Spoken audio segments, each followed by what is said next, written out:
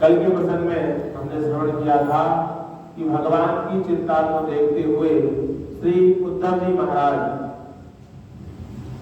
कहते हैं कि प्रभु मैं आपका जो अवस्था देख रहा हूं देखी नहीं जाती, इसका उपाय क्या हो सकता है, आप प्रसन्न कैसे होंगे। तो भगवान ने कहा कि उद्धव, जब मेरी गोपियों को सांत्वना मिल जाएगी तब मैं शांत होऊंगा, तब मैं प्रसन्न होऊंगा।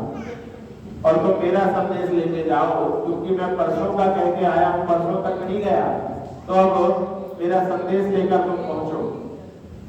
और अपना पीताम्बर भगवान ने उद्धव जी को दे दिया, क्योंकि इस पीताम्बर से वो पहचान जाएगी कि तुम मेरे द्वारा भेजे गए हो। तो गोपियों के पास उद्धव जी चले। उद्धव जी जब वृंदावन में प्रवेश करे तो वहां पर देखते हैं कि वहां प्रेम की माधुर्य रसगंगा बह रही है। वहां का वातावरण ही भगवान में रमा हुआ है। वहां के प्रत्येक कणकण में, रज के कणकण में, वायु के एक एक बिंदु में भगवान का वो और गोपियों का आगाध प्रेम झलक रहा है। उद्धव जी जब वृंदावन में प्रवेश किए तो देखते हैं कि वहां पर तमाम जो झाड़ियां हैं वहां पर गोपियाओं के समूह एकत्रित होकर यहां वहां भगवान को खोज रहे हैं और भगवान के विरह में व्याप्त हैं। गोपियां भगवान ने क्रियाएं की थी, उन सभी क्रियाओं को एक गोपी कृष्ण बनती है और अन्य गोपियां उनके साथ भगवान की लीलाएं करती हैं। गोपियों को इस दशा में देखा तो उद्धव जी ने सोचा कि मेरे ज्ञान के द्वारा इनको मैं ब्रह्म का स्वरूप बता दूंगा कि भगवान तो ब्रह्म स्वरूप है। तुम जिन्हें अपना प्रियतम समझ रही हो वो तो परब्रह्म है, वो तो जगत के स्वामी है। लेकिन इतने में ही एक भ्रमर वहां से निकला, भौरा। तो एक गोपी कहती है कि देखो, जैसा ये भौरा है वैसा ही कृष्ण का स्वभाव है। बोले कैसे? तो कहा कि देखो, जैसे कोई घोड़ा पुष्प पर बैठता है और पुष्प का रस चूस कर और उड़ जाता है, वैसे ही भगवान, वैसे ही हमारा कृष्ण भी हमारे बीच रहा, हमारे साथ आनंदित रहा और हम सबके चित्त को चुराकर भाग गया है। तो इस काले काले घोड़े की तरह ही वो काला काला कृष्ण है। एक गोपी कहती है वो इस जन्म का छलिया नहीं है, वो तो कई जन्मों का छलिया है। तो कहा कि देखो, उसने दैत्यों को जब देखो तब परेशान किया है। हिरण्याक्ष ने इतना अच्छा वरदान मांग लिया हिरण्यकशिपु ने कि मैं किसी भी प्रकार नहीं मरूंगा, लेकिन फिर भी उसने ऐसा स्वरूप बना लिया नरसिंह का और हिरण्यकशिपु को मार डाला। अरे सुग्रीव का भाई बाली, अब बाली को वरदान था कि सर्वमुख मेरे आकर कोई मुझे मारेगा तो उसकी जो है शक्ति मेरे अंदर आ जाएगी। तो बाली को उसने छुपकर मारा।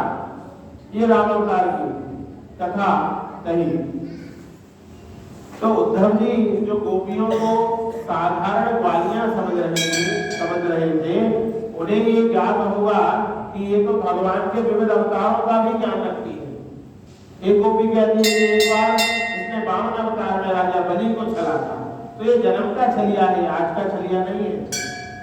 तो गोपियां इस प्रकार बात कर रही हैं और उद्धव जी उनकी बातें सुन रहे हैं।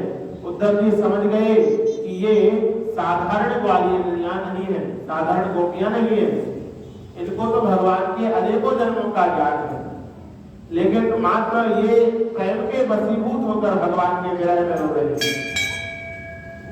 उद्धव जी गोपियों के समीप पहुंचे और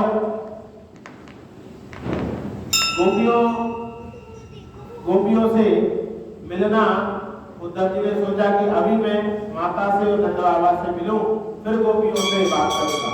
तो माता जी से मिलने के लिए नंद भवन जाना पड़ेगा। तो नंद भवन का किसी ग्वाले से रास्ता पूछा, तो कहा भैया नंद भवन का रास्ता कौन सा है?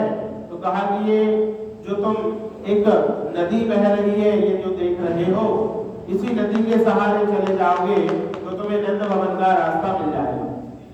बहुत छोटी सी एक नदी। तो उस नदी के जिस जलधारा जहां से बह रही थी, उस जलधारा के सहारे उद्धव जी नंद भवन पहुंचे और नंद भवन में पहुंचकर देखा कि माँ यशोदा और माता रोहिणी रुदन कर रही हैं। उनके पास में और हजारों गोपियां रुदन कर रही हैं।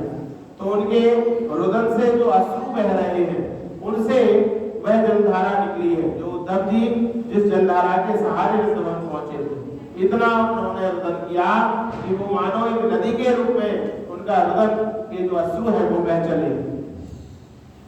नंद बाबा को उद्धव जी सबसे पहले नंद बाबा से मिले, प्रणाम किया, कहा कि मैं कृष्ण का सखा हूं, कृष्ण का मैं सखा हूं और कृष्ण का मैं सचिव भी हूं।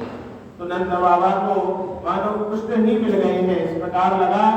अपने उद्धव को भगवान के पिता नंद बाबा ने गले से लगा लिया और कुशलक्षेम पूछी। उद्धव जी ने नंद बाबा से कहा कि बाबा, मुझे भगवान ने भेजा है और मैं सब आप सबको मैं सांत्वना देने के लिए आया हूँ। और आप तो जानते हैं कि भगवान की ये लीलाएं भगवान रचते हैं।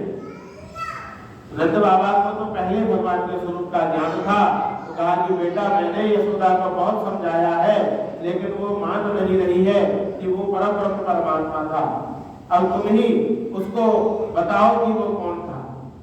यशोदा मैया के पास नंद बाबा के साथ पहुंचे हैं उद्धव जी, और उद्धव जी ने कहा कि भैया, मैं कृष्ण का भेजा हुआ आपके पास आया हूँ। तो कृष्ण नाम सुनते ही यशोदा मैया एकदम उठ खड़ी हुई और उद्धव जी को गले से लगा लिया कि बेटा, तुम कृष्ण को जानते हो, तुम कृष्ण से मिलकर आए हो, मेरा कृष्ण कहाँ है और अब तक क्यों नहीं लौटा। इस प्रकार हजारों कृष्णों की झड़ी उद्धव जी से माता यशोदा और रोहिणी ने लगा दी। अब उद्धव जी सभी को सांत्वना दे रहे हैं कि भैया, वो साधारण मानव, साधारण बालक आपका नहीं है, वो तो परब्रह्म परमात्मा है, वो तो लीला रचकर आपके परिवार में आया था। भैया कहती, मैं तेरी बात कैसे मान लूं? वो तो मेरे डांटने से रोने लगता था, मेरे माखन देने से माखन खाता था और मेरे बांधने से बंध जाता था। कोई परमात्मा ऐसा होगा जो किसी के बांधने से बंध जाए, किसी के जो मारने से रोने लगे, किसी के मनाने से मान जाए? ऐसा कोई परमात्मा होता है? वो परमात्मा कैसे हो सकता है? मैंने उसने अपनी गोद में पाला है, मैंने दधी माखन खिलाकर उसे पाला है और मेरे यहाँ पर वो मेरे आंगन में वो खेला है। वो परमात्मा कैसे हो सकता है? यशोदा मैया को बिल्कुल भी उद्धव जी की बातों पर विश्वास नहीं है। उद्धव जी बड़े परेशान हुए कि भैया, वो तो परम ब्रह्म है, आपको मैं कैसे उनके साक्षात्कार में उनका कराऊं।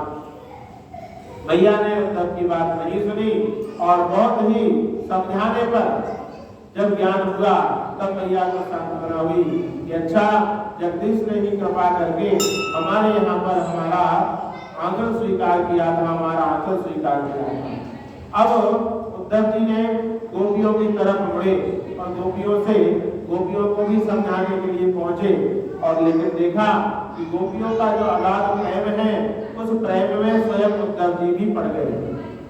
उद्धव जी से गोपियां कहती हैं, तुम कृष्ण के भेजे हो क्या? तुम अब हमें मारने आए हो? कृष्ण ने तो हमारे प्राण ले गया, क्या शरीर को भी तुम नष्ट करोगे? तुम कृष्ण, तुम उसी के मित्र हो जो छलिया कृष्ण है, जाओ, हम तुम्हारी बात नहीं सुनती है। सब प्रकार से उद्धव जी ने गोपियों को भी सांत्वना दी है और कहा है कि वो परब्रह्म ही आपके बीच में, घटघट का वासी आपके बीच में आपको आनंदित करने आया था। अब वही आगे के कार्यों को संपादन करने के लिए इस वृंदावन को छोड़कर मथुरा में रह रहे हैं।